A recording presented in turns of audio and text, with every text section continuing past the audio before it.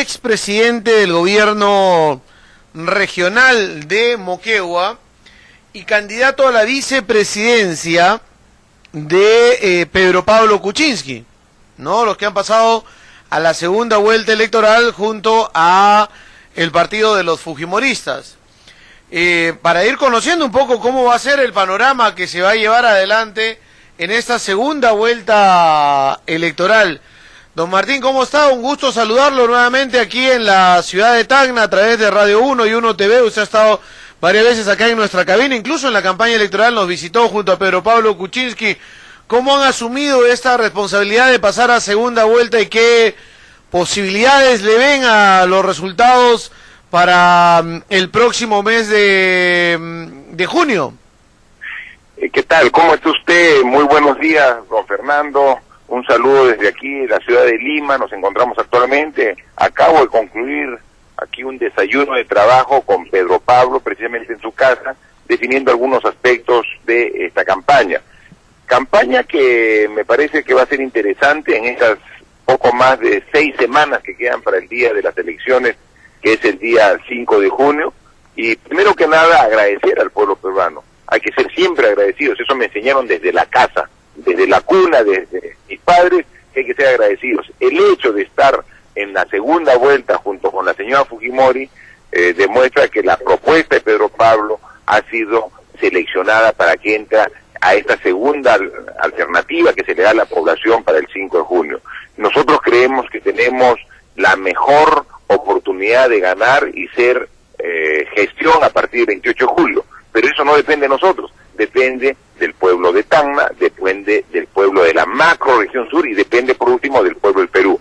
Nosotros tenemos un excelente plan de gobierno elaborado más de un año de trabajo por profesionales calificados, tenemos un muy buen equipo de trabajo, o sea, no solamente es Pedro Pablo con sus capacidades solo, sino hay un equipo alrededor de él, y además tenemos en contrapuesta ahora en esta segunda vuelta que somos una opción completamente democrática, ¿no? Nosotros no tenemos ningún riesgo de autoritarismo o de una continuidad a futuro, ¿no? Nosotros creemos, como lo ha dicho Pedro Pablo ayer en declaraciones que hizo cuando salimos del Jurado Nacional de Elecciones, nosotros una opción que intenta manejar, gobernar el Perú por 5 años, sin la continuidad de un apellido. Entonces, somos un contrapeso que necesita la democracia, más aún cuando Keiko Fujimori tiene más de 70 congresistas de un total de 130, es decir, tiene la mayoría absoluta del Congreso.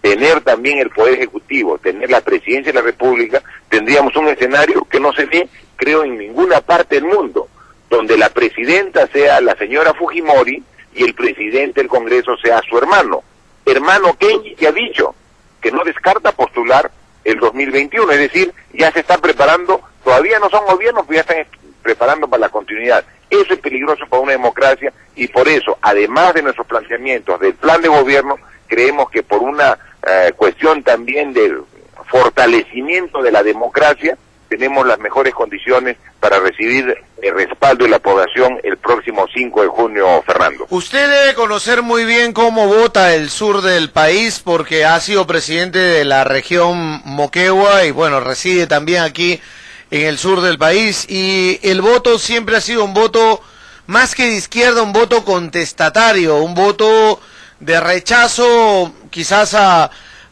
las formas de gobierno desarrolladas en el país, como en el caso del fujimorismo, a los planes económicos instalados desde la capital de la República, como el liberalismo, en los cuales la población no se ha sentido incluida, y al trato que reciben las empresas mineras por parte del centralismo limeño, que no favorecen a las clases más necesitadas del país, incluso los pueblos más aledaños o más cercanos a las mineras. ¿Cómo pretenden ustedes conquistar ese voto que se lo llevó Verónica Mendoza en la elección de hace algunos días y que a ustedes no les fue favorable, salvo el caso de la ciudad de Arequipa? ¿Cómo van a trabajar ese tema para buscar que ese voto confíe en ustedes y no en la candidatura de Keiko Fujimori?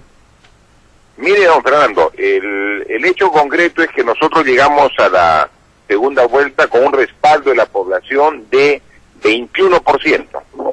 La votación que hemos tenido el 10 de abril ha sido 21% a favor de la alternativa de PPK. Y agradecemos a todos, porque todo ha sumado para llegar a ese 21%.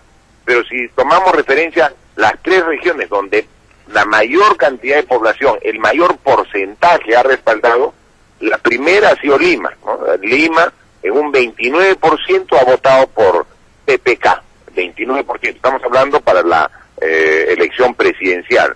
En segundo lugar, a nivel nacional, se encuentra Moquegua, donde ha recibido una votación del 28%. Y en tercer lugar, a nivel nacional, es Arequipa, donde tiene 27%. Así son.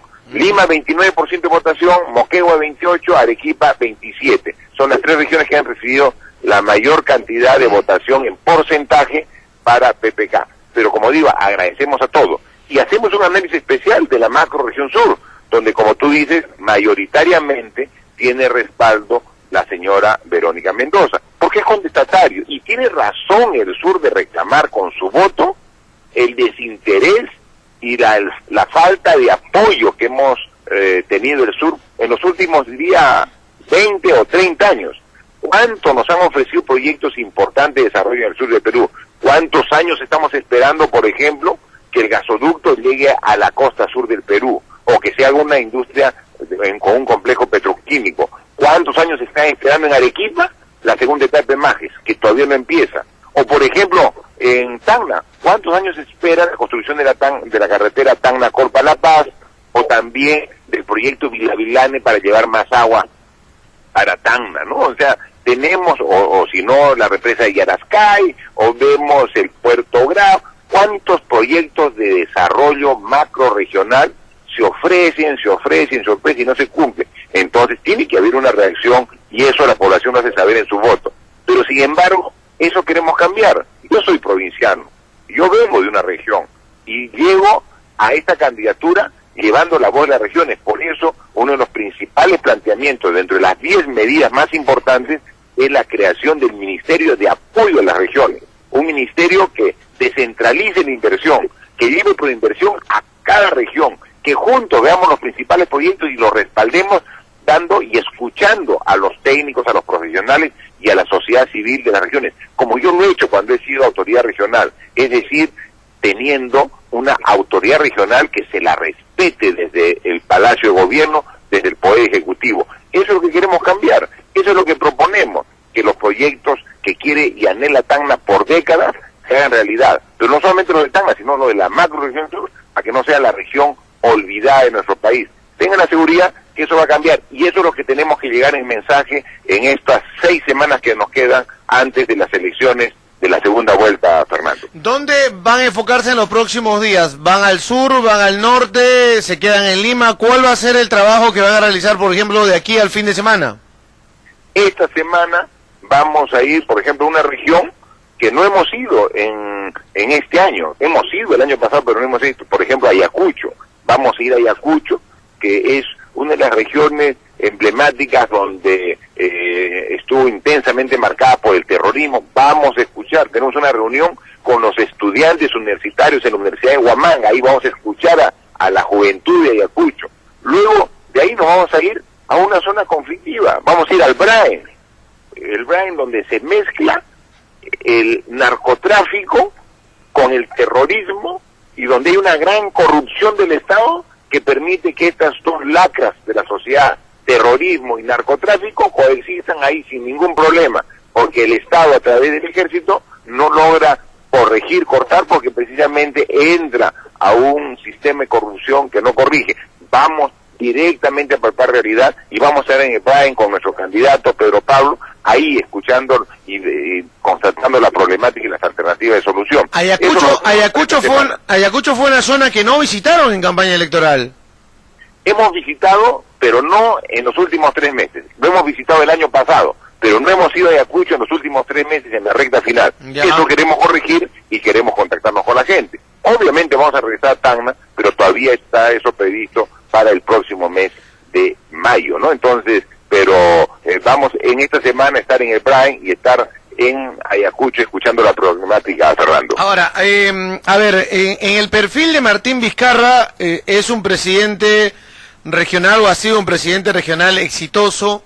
En materia de educación es lo más que se le ha reconocido a él en la gestión desarrollada el periodo pasado en el gobierno regional. Yo he sentido aquí en Tacna dudas acerca de Martín Vizcarra, porque además de reconocerle, Tacna siempre ha reconocido que la clase política moqueguana ha estado muy por delante de la tacneña desde la época de Cristala Constantinides, con Alba Centurión, de Jaime Rodríguez Villanueva, con Ordóñez, de la suya, con Chocano. Incluso usted vino a Tacna, invitarlo a Chocano a conversar, y actualmente está Jaime Rodríguez con Omar Jiménez, que ahí todavía las cosas están por verse en esta gestión. Pero siempre Tacna ha dicho, porque ellos tienen mejores presidentes regionales y mejor articulación política y social. Pero he notado que hay mucha gente que duda de que Martín Vizcarra sea descentralista en el tema de Tacna. ¿Por qué? Porque ha manejado y ha tenido posiciones que han sido de defensa de Moquegua, pero de perjuicio de Tacna. Como miembro de la parte técnica fue usted y el equipo de gente de los colegios profesionales quienes propusieron el cambio de la distribución del canon, que terminó perjudicando a Tacna. Como presidente del gobierno regional han tenido posiciones diferentes a las de Tacna con respecto al tema de Sauder y también el tema de Guaitiri y la zona alta de Tacna, donde ustedes arguyen que Guaitiri es de Moquegua y Tacna tiene una posición diferente. ¿Qué garantiza de que Martín Vizcarra, siendo vicepresidente de la región, no favorezca a Tacna o no escucha a Tacna o no recoja los reclamos de Tacna y más bien termine inclinando la balanza hacia Moquegua? Mire, Fernando, en eso hay que ser absolutamente claro. Si yo salgo elegido vicepresidente del Perú, obviamente tengo que mirar la problemática nacional con una perspectiva de desarrollo integral de nuestro país, ¿no? Entonces, cuando yo he sido autoridad de Moquegua, mi óptica es como autoridad de Moquegua, o sea, tengo que ver la problemática de una región.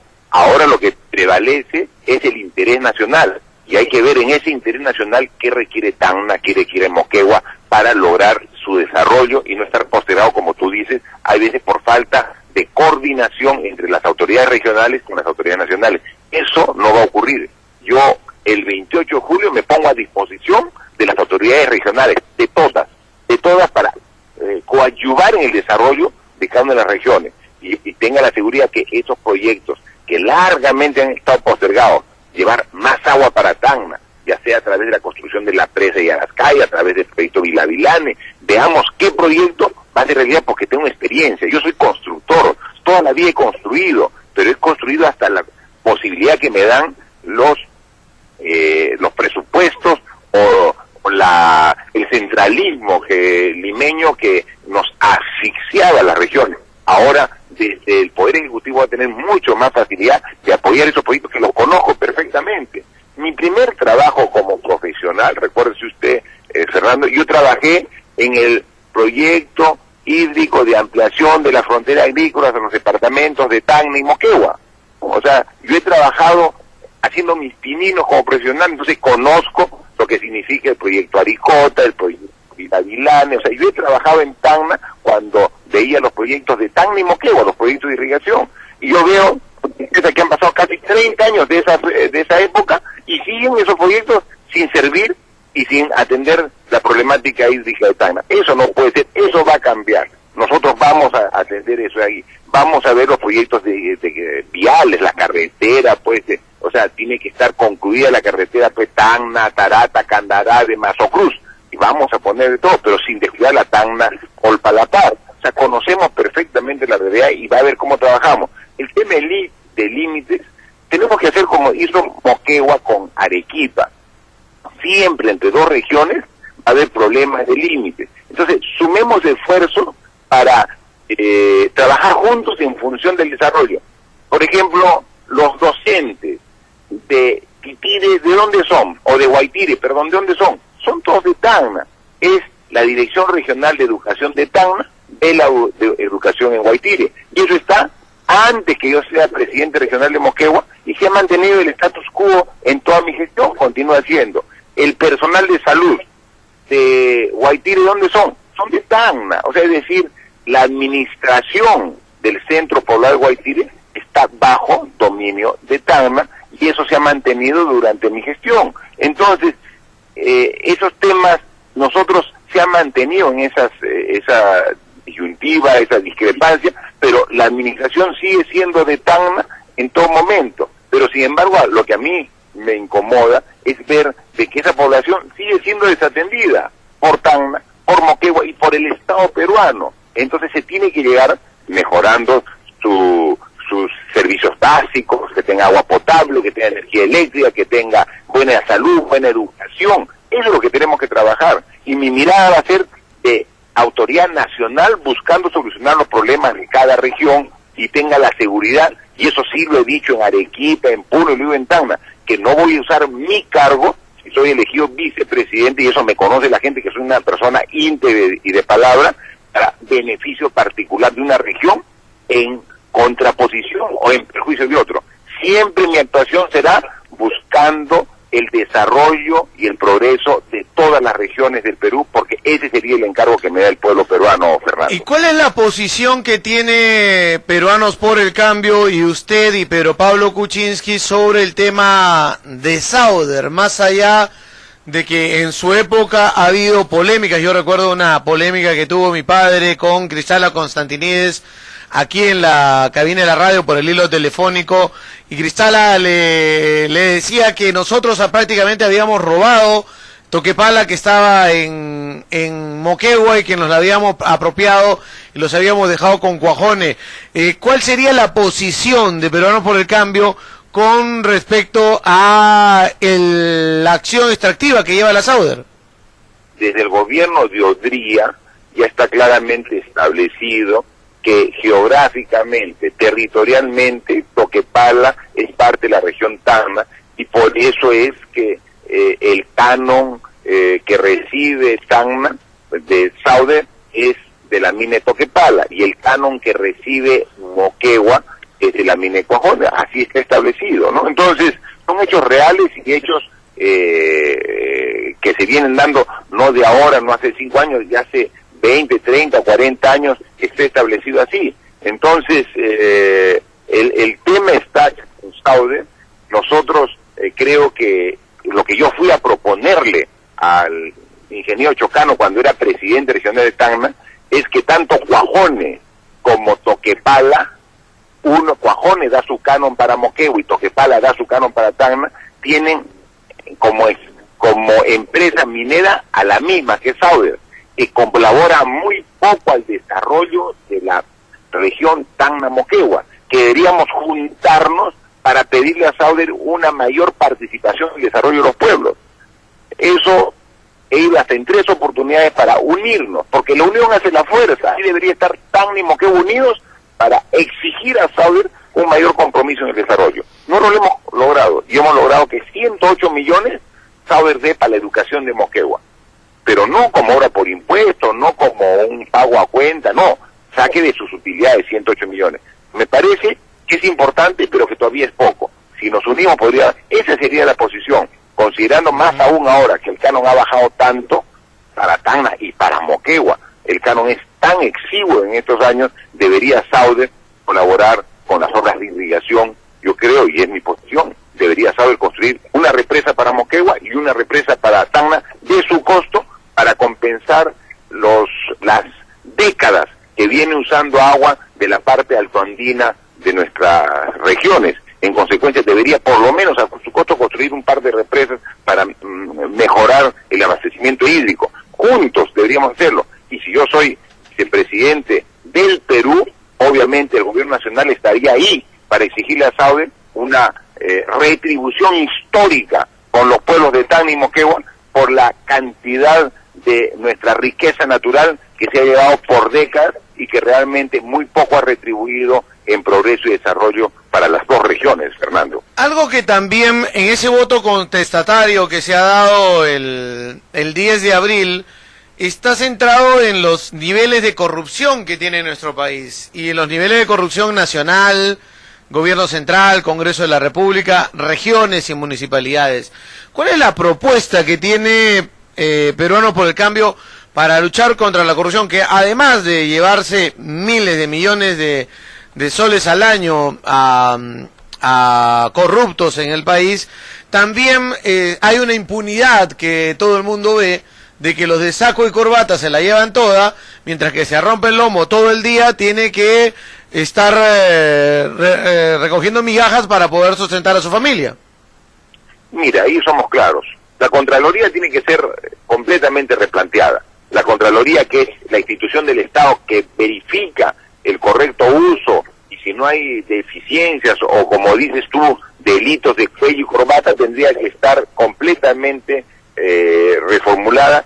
Lo que ocurre ahora con gran cantidad de instituciones del Estado, llámese gobiernos regionales o llámese municipios, provinciales o distritales, son ellos los que pagan a los profesionales que tiene la Contraloría para que fiscalicen su accionar. O sea, no puede estar pues pagando al que me va a fiscalizar. ¿Cuándo va a fiscalizar un contador, un ingeniero, un abogado de manera adecuada si quien le paga es el alcalde o le paga el gobernador regional? No, debe tener un presupuesto autónomo para que sea la Contraloría para que los que contrate. Uno, dos, si se encuentra algún acto de corrupción tiene que ser sancionado ejemplarmente. Pero lo que nosotros proponemos es la muerte civil para el funcionario que sea sentenciado por hecho de corrupción. ¿Qué pasa?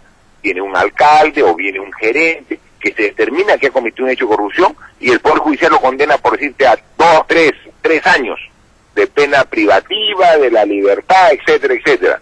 El señor cumple y luego postula otra vez para otro cargo y como tenemos memoria frágil los peruanos, nuevamente lo elegimos como autoridad. No, señor, si usted como ciudadano recibió una sentencia por algún delito de corrupción, nunca más debe entrar al Estado. Esa reforma constitucional estamos nosotros proponiendo.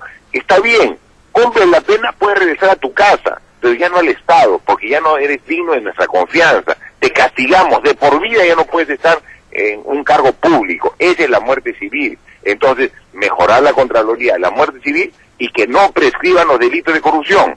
Es que no es que pasó 2, 3, 5 años y ya me salvé. No, señor, los delitos de corrupción no prescriben. Entonces tiene que darse una norma en sentido. Si no prescriben los delitos de corrupción, si tenemos muerte civil para los corruptos que nunca más regresen a un cargo público, y fortalecemos la Contraloría para que sea con personal autónomo pagado por la Contraloría, yo estoy seguro que va a haber una mayor fiscalización y vamos a poner en su sitio a los corruptos que tanto daño hacen a nuestro país, Fernando. Dos preguntas finales que me hacen aquí oyentes a través de las redes sociales. Primero, si está de acuerdo con que Sauder debe buscar otra vía de recurso hídrico para el proceso de su mineral, ya que utiliza 1950 litros, en su mayoría de la zona de Tacna, pero también de la zona de Moquegua. ¿Cuál sería las posiciones que tendrían ustedes con respecto a este tema? Muy claro y concreto. Nosotros hemos hecho un cálculo que aproximadamente para el desarrollo y la operación de la mina de Cuajone en Moquegua, Sauder ha gastado alrededor de 1.000 millones de metros cúbicos de agua en los años que viene explotando. 1.000 millones. Seguramente si hacemos el análisis para Toquepala, considerando que es una mina más antigua, serán pues unos 1.500 millones de metros cúbicos. Entonces tiene que retribuir. Hay dos formas. O nos repone el recurso hídrico desalinizando el agua de mar o cualquier otra alternativa, o no lo repone construyendo represas.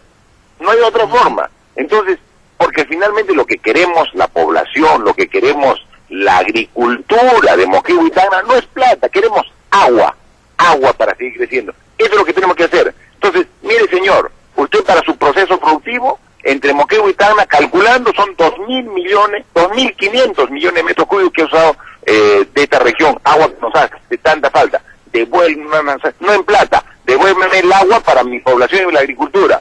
¿Cuál es la forma? Construir represas. Creo que esa es la mejor forma para nosotros lograr una retribución histórica el recurso hídrico que es tan preciado en el sur del Perú, Fernando. Ahora, y justamente sobre ese tema de las represas, me preguntan de dónde debe sacar Sauder o debería sacar Sauder el dinero para esas represas. de las utilidades o de las ganancias, porque si se saca de las utilidades afecta a los propios trabajadores de la empresa. No, tienen que salir del dinero que finalmente es parte de su renta, ¿no? Yo creo que y la explotación de nuestros recursos naturales, que no son renovables, y eso hay que tomar en cuenta. El cobre que se lleva de Cuajones, el cobre que se lleva de Toquepala, nunca más aparece. Son recursos naturales no renovables. Si para eso han necesitado recursos hídricos, de sus utilidades, que suman miles de millones de dólares en los 50 años que está operando Sauber en el sur del Perú, ellos tienen que sacar de su bolsillo para poder hacer esa represa. Creo que es una propuesta y una exigencia que con toda justicia se la podemos hacer a Sauber, Fernando. Y me pregunta acá también gente del entorno del gobernador regional, me pregunta si cuando visiten regiones van a reunirse con las autoridades regionales para recoger los pedidos o las demandas, o hasta los proyectos que tengan los gobiernos regionales. Con toda seguridad, yo he sido gobernador regional, en ese tiempo se llamaba presidente regional, y yo soy testigo de la indiferencia del Poder Ejecutivo respecto a las necesidades regionales. Obviamente, si yo a Palacio de Gobierno, eso es lo primero que voy a cambiar. Y así como hay consejos de ministros que periódicamente se realizan en Palacio de Gobierno, también tiene que haber un consejo de presidentes regionales que con el presidente del Perú y con los ministros analicen la problemática de las regiones del Perú. Vamos nosotros a oficializar unas reuniones periódicas de consejos de presidentes regionales, ahora llamados gobernadores, para analizar la problemática y así permanentemente tener este tipo de edificación del avance de los grandes proyectos. Así que tengan la seguridad, yo soy regionalista, yo soy provinciano, y va a ser un provinciano que abra las puertas del Palacio para las necesidades regionales, y obviamente voy a empezar por las necesidades de la macro-región sur, porque yo soy parte de ella, y tenga la seguridad, y ratifico, con un criterio de justicia de todas las regiones, y no sacaremos provecho individual para sacar en desmedro de otra región. Yo creo que el Perú tiene posibilidades de un desarrollo integral, eso es lo que buscamos, y tenga la seguridad que eso es lo que alcanzaríamos en un gobierno de Peruanos por el Cambio, pero principalmente, Fernando, en democracia, sin concentración absoluta del poder en el Congreso y en el Poder Ejecutivo en Palacio de Gobierno, con una alternancia y un contrapeso que es lo que requiere. Así que yo confío en el respaldo que nos va a dar en esta segunda vuelta el pueblo de Tacna, la alternativa de Peruanos por el Cambio, así como todo el Perú, para seguir el gobierno de cambio y de atención a los problemas sociales que el Perú está reclamando. ¿Cómo van a poder cambiar el país con una bancada mayoritaria que tiene el fujimorismo y que tiene claros visos autócratas también en algunos de sus representantes ahí en el Parlamento Nacional, que tienen una sola agenda, que es la de liberar a Fujimori, y prácticamente no les interesa más en el Parlamento Nacional? ¿Cómo lograr cambios que necesiten ustedes pasar por el Congreso con una bancada que va a dominar? Ya lo ha dicho Becerril, no necesitan a nadie para dominar el Congreso para manejar el Congreso de la República. Mire, para empezar, hay gran cantidad de decisiones que podemos tomar para mejorar la marcha del país sin necesidad de ir al Congreso. Por ejemplo, para mejorar la educación del Perú, tenemos que asignarle más presupuesto al sector de educación, y para eso es una potestad que depende del Poder Ejecutivo. Nosotros hacemos la distribución y va a ver cómo le vamos a dar más presupuesto a educación, porque si no hay educación, no hay progreso y no hay desarrollo para los pueblos. Entonces, hay potestades que tiene el Poder Ejecutivo, pero cuando tengamos que ir, si queremos hacer un Estado más eficiente y queramos corregir para mejorar el rol del Estado, sí tenemos que pasar por el Congreso. Eso nos obliga a presentar proyectos de ley muy bien sustentados, nos obliga a presentar proyectos que puedan ser aprobados incluso por las bancadas que no son las bancadas de gobierno. Eso es un reto que asumiríamos por el bien del país. Yo estoy seguro que si presentamos proyectos de ley que lo justificamos ante la opinión pública, y si al final también llevamos el rol y el respaldo de los gobiernos regionales con los cuales vamos a trabajar de la mano, obviamente la mayoría fujimorista va a tener que respaldarlo. Lo que no pasaría en un gobierno de Fujimori. Si Keiko es la presidenta, no necesita convencer a nadie, los impone. Es decir, pone un gobierno, pone un proyecto de ley y el Congreso lo aprueba automáticamente, sea bueno o sea malo, porque tiene mayoría. Eso es el riesgo. En cambio, nosotros tenemos que asegurar y demostrar que el proyecto de ley es bueno para poder convencer. Eso es el control que requiere la democracia y por eso estamos seguros que la población va a merituar eso y va a respaldar la propuesta de Peruanos por el Cambio. Perfecto, don Martín, gracias por acompañarnos el día de hoy.